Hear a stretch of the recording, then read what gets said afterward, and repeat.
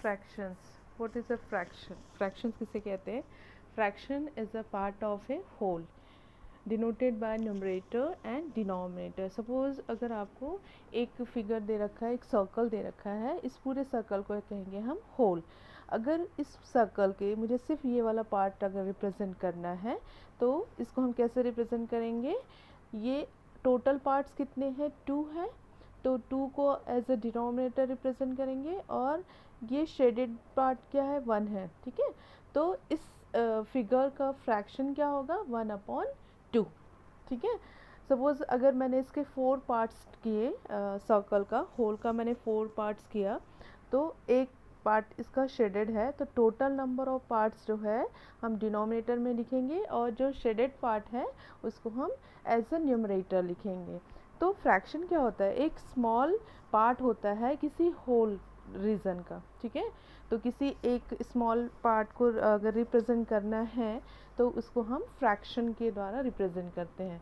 तो fraction means when we represent the number as a denominator and numerator is called fraction. Suppose अगर आपको दे रखा है 5/6, तो 5 जो होगा वो आपका न्यूमरेटर होगा और 6 जो होगा वो डिनोमिनेटर. 5/6 means 5 out of 6. ठीक है, यहाँ पे देखते हैं टाइप्स ऑफ फ्रैक्शन. कौन कौन से टाइप्स हैं फ्रैक्शन के? फर्स्ट टाइप है लाइक फ्रैक्शन. लाइक फ्रैक्शंस किसे कहेंगे? Have the same denominator. ऐसे फ्रैक्शंस जिसके डिनोमिनेटर सेम होते हैं उसको हम लाइक फ्रैक्शन कहते हैं. जैसे 3/7, 5/7, 1/7, जितने भी फ्रैक्शंस गिवन है उसमें सबके डिनोमिनेटर क्या है? सेम है. तो having same denominator is called like fraction. Second as a unlike fractions किसे कहेंगे?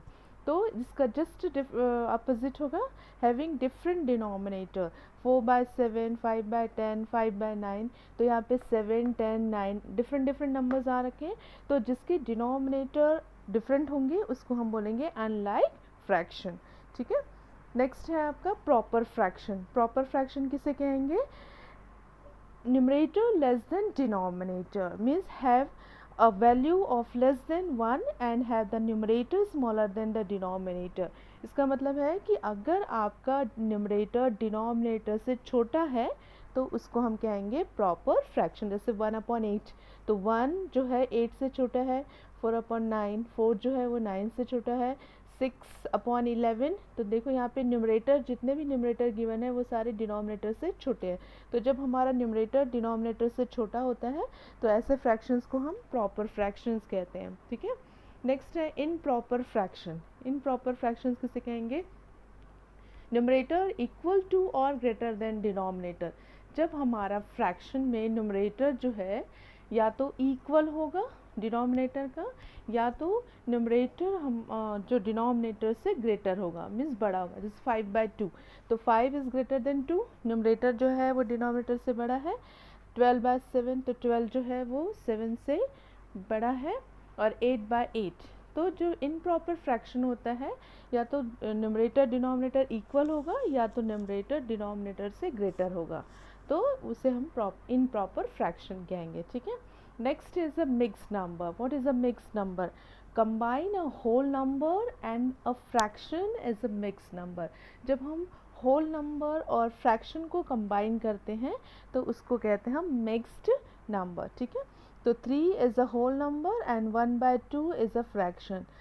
6 3/4 means 6 will be whole number and 3/4 will be a fraction. तो फ्रैक्शन मीन्स होता है जब हम किसी होल पार्ट का स्मॉल रीजन को जब हम रिप्रेजेंट करते हैं तो उसे हम फ्रैक्शन कहते हैं, और फ्रैक्शन को हम न्यूमरेटर एंड डिनोमिनेटर से रिप्रेजेंट करते हैं. यस, फ्रैक्शन में नेक्स्ट आता है इक्विवेलेंट फ्रैक्शंस किसे कहते हैं? Finding equivalent fractions. ठीक है, फ्रैक्शंस, इक्विवेलेंट फ्रैक्शंस होता क्या है? Fractions that represent the same part.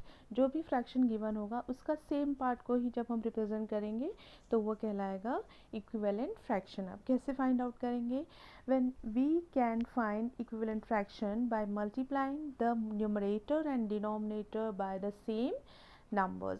जब भी इक्विवेलेंट फ्रैक्शन आपको फाइंड आउट करना है तो आपको न्यूमरेटर और डिनोमिनेटर को सेम नंबर से मल्टीप्लाई करना है, ठीक है। और हमेशा हम स्टार्ट करेंगे 2 से मल्टीप्लाई करना, ठीक है, क्योंकि 1 से मल्टीप्लाई करने पे जो नंबर गिवन है वो एज इट इज़ आ जाएगा, इसलिए हमेशा हम 2 से मल्टीप्लाई करना स्टार्ट करेंगे। तो हमारा फ्रैक्शन क्या है 2/3, तो 2/3 को हम 2 और 2 से मल्टीप्लाई करेंगे, तो न्यूमरेटर से भी मल्टीप्लाई करेंगे और डिनोमिनेटर से मल्टीप्लाई करेंगे। तो 2 को 2 से मल्टीप्लाई करेंगे तो 4 आएगा एंड 3 2 ज़ा 6, ठीक है। तो ये आपका फर्स्ट इक्विवेलेंट फ्रैक्शन हो गया 2/3 का। फर्स्ट इक्विवेलेंट फ्रैक्शन क्या आया 4/6। अब सेकेंड इक्विवेलेंट फ्रैक्शन निकालना है तो क्या करेंगे, फिर 2/3 को 3 से मल्टीप्लाई करेंगे, तो ऊपर भी मल्टीप्लाई करेंगे और नीचे भी मल्टीप्लाई करेंगे। तो 2 3 ज़ा 6 एंड 3 3 ज़ा 9। तो सेकेंड इक्विवेलेंट फ्रैक्शन क्या होगा 2/3 का 6/9। देखो इक्विवेलेंट फ्रैक्शन मीन्स क्या होता है, अगर आप इसको ब्रेक करोगे तो सेम नंबर आएगा। जैसे अगर 4/6 को मैंने 2 से ब्रेक किया तो 2 2 ज़ा 4 एंड 2 3 ज़ा 6, तो सेम नंबर आ रहा है। तो इक्विवेलेंट फ्रैक्शंस क्या होता है, फ्रैक्शन का ही सेम पार्ट होता है, ठीक है। अब नेक्स्ट आपको इक्विवेलेंट फ्रैक्शन निकालना है 2/3 का, तो क्या होगा, आपको 4 से मल्टीप्लाई करना पड़ेगा। तो 4 से ऊपर भी मल्टीप्लाई करना है और नीचे भी मल्टीप्लाई करेंगे, ठीक है। तो 2 4 ज़ा 8 एंड 3 4 ज़ा 12। तो 2/3 का फर्स्ट 3 इक्विवेलेंट फ्रैक्शन कौन सा होगा, 4/6, 6/9 एंड 8/12, ठीक है। नेक्स्ट आपको दे रखा है 1/5 का फर्स्ट 3 इक्विवेलेंट फ्रैक्शन आपको फाइंड आउट करना है। तो फिर वही सेम है, 1/5 को पहले 2 से मल्टीप्लाई करेंगे, 1 को 2 से, फिर 5 को भी 2 से मल्टीप्लाई करेंगे, क्योंकि जब भी हम इक्विवेलेंट फ्रैक्शन निकालेंगे तो दोनों को सेम नंबर से ही मल्टीप्लाई करेंगे, न्यूमरेटर और डिनोमिनेटर को। तो जब 1 को 2 से मल्टीप्लाई करेंगे तो 2 1 ज़ा 2 एंड 5 2 ज़ा 10, ठीक है। तो 1/5 का फर्स्ट इक्विवेलेंट फ्रैक्शन कौन है 2/10, क्योंकि ब्रेक करो इसको 1/5 ही आएगा, 2 1 ज़ा 2 2 5 ज़ा 10। नेक्स्ट क्या होगा, आपको 1/5 को फिर किससे मल्टीप्लाई करना पड़ेगा 3 से। 1/5 को जब 3 से मल्टीप्लाई करेंगे तो क्या आएगा 3 1 ज़ा 3 एंड 5 3 ज़ा 15। तो सेकेंड इक्विवेलेंट फ्रैक्शन आ गया 3/15, ठीक है। फिर 1/5 को आपको किससे मल्टीप्लाई करना पड़ेगा 4 से। तो जब हम 4 से मल्टीप्लाई करेंगे तो 4 1 ज़ा 4 एंड 5 4 ज़ा 20। तो 1/5 का फर्स्ट 3 इक्विवेलेंट फ्रैक्शंस कौन सा हुआ 2/10, 3/15 एंड 4/20।